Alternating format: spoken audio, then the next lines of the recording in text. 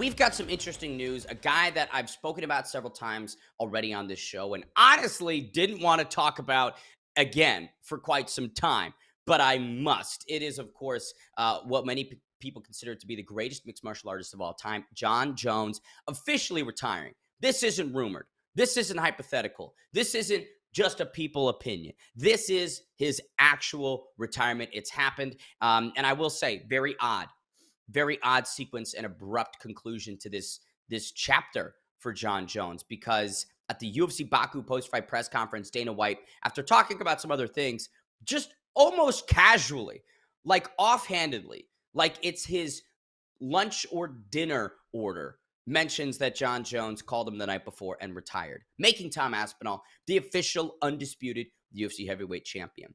This is just odd to me because it felt so out of nowhere. We'd kind of known that something was brewing behind the scenes between Jon and the UFC. Recently, we learned that Jon did accept the $30 million offer to fight Tom Aspinall and then reneged on that, and they were still entrapped in this negotiation battle. But at a random press conference in Azerbaijan, that is where Jon Jones' career comes to a halt, comes to a close.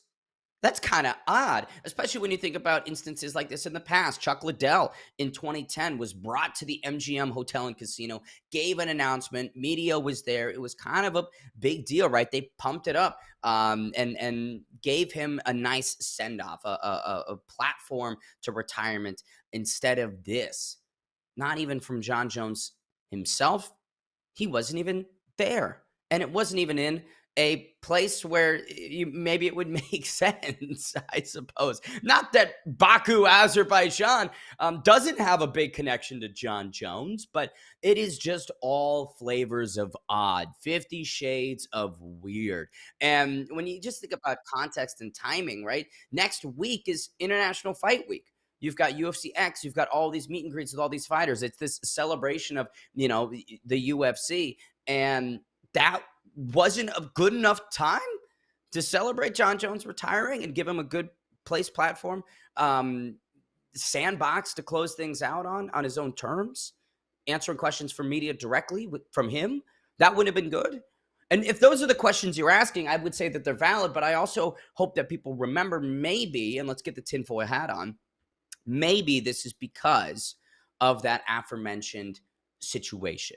Jones accepting to fight Tom Aspinall and then going back on his word. Jones, while all this is going on with Tom being on the shelf, he's filming a show in Phuket, Thailand, clearly not training, clearly not focusing on being, the UFC heavyweight champion. So the last 7 months of Jon Jones, listen, with all due respect, goofing around, right? And really giving the middle finger to the UFC community, the UFC brass, to Tom Aspinall. Maybe this is all caught up to him in the form of a very unceremonious closing to the career. Maybe all of the antics in the last 12 months has Dana White and the crew going, you know what? We could do what we did with Chuck 15 years ago and bring you out, make this kind of an event, and have an amicable, ceremonious conclusion. But we're not going to. And it seems like that's where the UFC is at.